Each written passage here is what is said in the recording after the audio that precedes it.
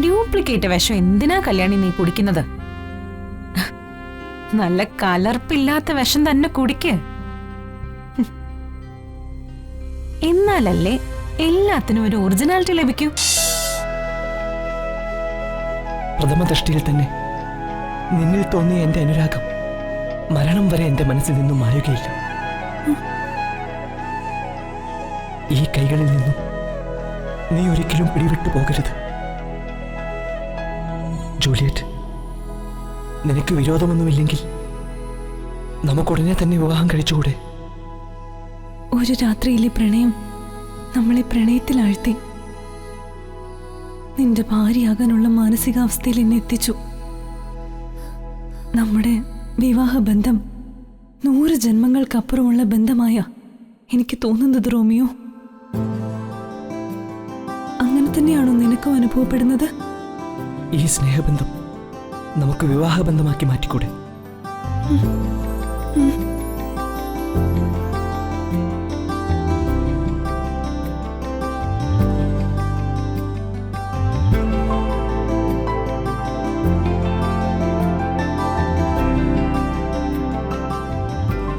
നിങ്ങൾക്ക് രണ്ടുപേർക്കും ഈ വിവാഹത്തിന് സമ്മതം തന്നെയല്ലേ?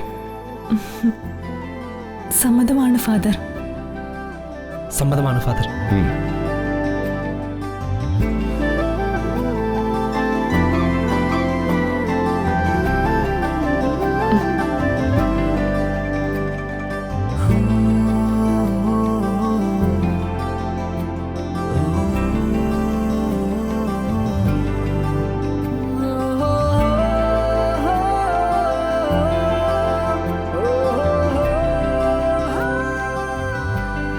ഈ ക്ഷണം മുതൽ നിങ്ങൾ രണ്ടുപേരും ഭാര്യ ഭർത്താക്കന്മാരാണ്.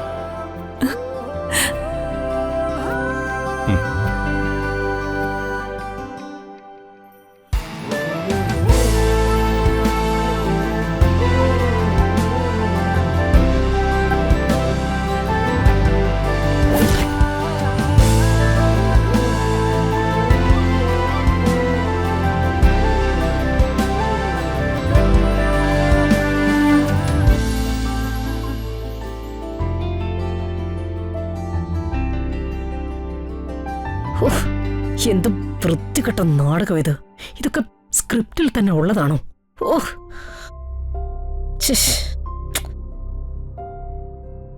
കുറച്ചു ദിവസം ഇതൊന്നും നീ വീട്ടിൽ പറയരുത് ജൂലിയറ്റ്. സമയവും കാലവും ഒത്തുവരുമ്പോൾ നമുക്കെല്ലാം എല്ലാവരോടും വെളിപ്പെടുത്താം. രാത്രിവേളകളിൽ നമുക്ക് പൂന്തോട്ടങ്ങളിൽ വെച്ച് കണ്ടുമുട്ടാം.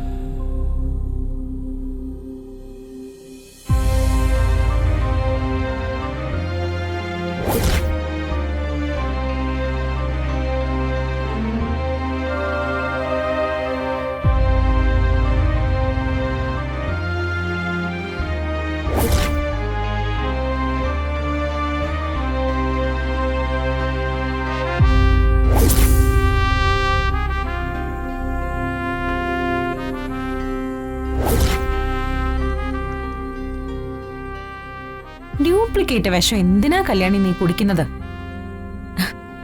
നല്ല കലർപ്പില്ലാത്ത വിഷം തന്നെ കുടിക്ക്.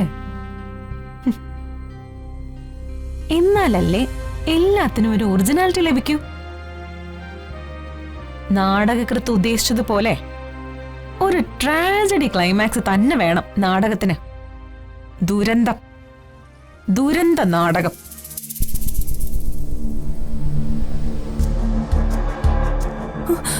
ഫാദർ, എല്ലാം നശിച്ചു. എന്റെ ജീവിതം തന്നെ തകർന്നു. എന്തു പറ്റി മകളെ? എന്റെ അമ്മാവൻ റോമിയെ വധിക്കാൻ ശ്രമിച്ചു. റോമിയോ അദ്ദേഹത്തെ കുത്തിക്കൊന്നു. 2 കുടുംബങ്ങളും പരസ്പരം രക്തച്ചൊരിച്ചിൽ നടത്തിയാൽ അതിന് കാരണക്കാരനായവനെ വധിക്കുമെന്നല്ലേ രാജകൽപ്പന. അതുകൊണ്ട് റോമിയോ നാട് വിട്ടിരിക്കുകയാ. എപ്പോ തിരിച്ചു വരുമെന്ന് അറിയില്ല. റോമിയോ വാക്ക് തെറ്റിക്കുന്നവനല്ല. തിരിച്ചു വരുമെന്ന് പറഞ്ഞാൽ അവൻ തിരിച്ചു വരും. നിന്നെ ഒഴിവാക്കി അവൻ എവിടെയും പോവില്ല. പക്ഷേ എന്റെ വീട്ടിൽ എനിക്ക് വേറെ വിവാഹം ഉറപ്പിച്ചിരിക്കുക. 2 ദിവസങ്ങൾക്കുള്ളിൽ എന്റെ വിവാഹമാണ്. അങ്ങേക്കറിയാലോ ഫാദർ, അങ്ങയുടെ കാർമ്മികത്വത്തിലല്ലേ ഞാനും റോമിയോയും തമ്മിൽ വിവാഹം കഴിച്ചത്. ഇനി ഞാൻ എങ്ങനെ മറ്റൊരാളെ വിവാഹം കഴിക്കും? അതിലും ഭേദം മരണമല്ലേ ഫാദർ?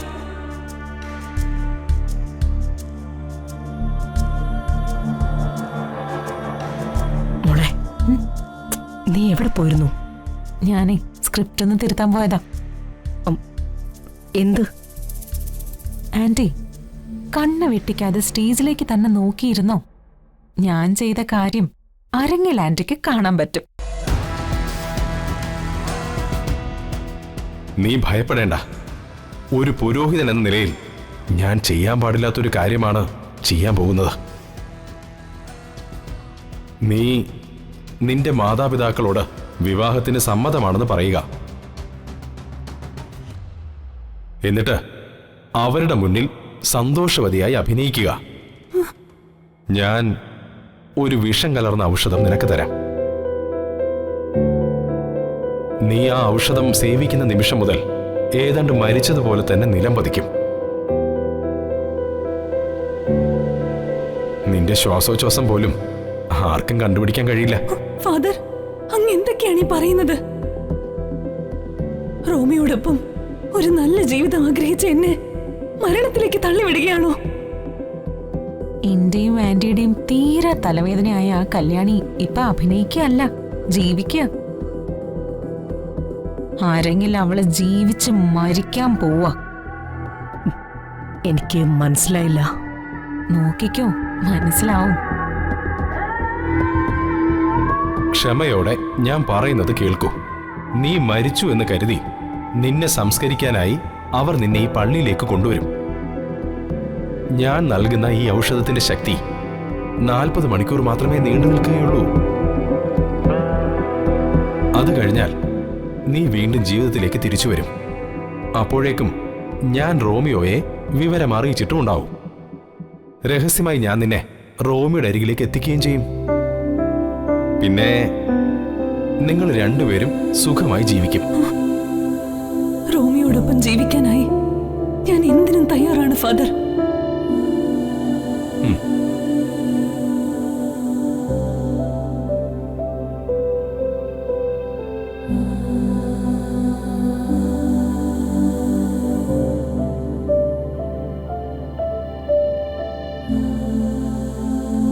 ഇതാ, ഈ വിഷം സ്വീകരിക്കൂ ജൂലിയറ്റ്.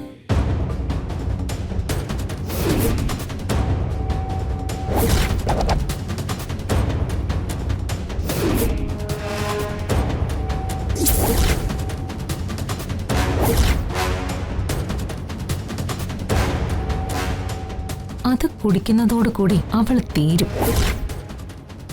നമ്മുടെ ഈ തലവേദന എന്നേക്കുമായി ഒഴിയും.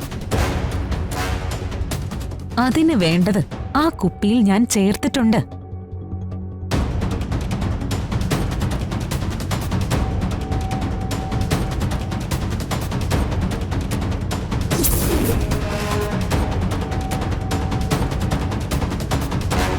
റോമിയോ, നിന്നെ എനിക്ക് നഷ്ടപ്പെടാതിരിക്കാൻ വേണ്ടിയാ ഞാൻ ഈ കടുങ്കൈ ചെയ്യുന്നത്.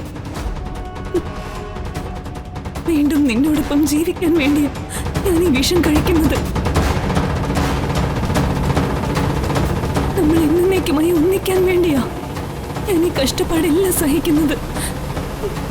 എല്ലാം നിനക്ക് വേണ്ടിയാണ് റോമിയോ. ഇതെല്ലാം നിനക്ക് വേണ്ടി മാത്രമാണ്.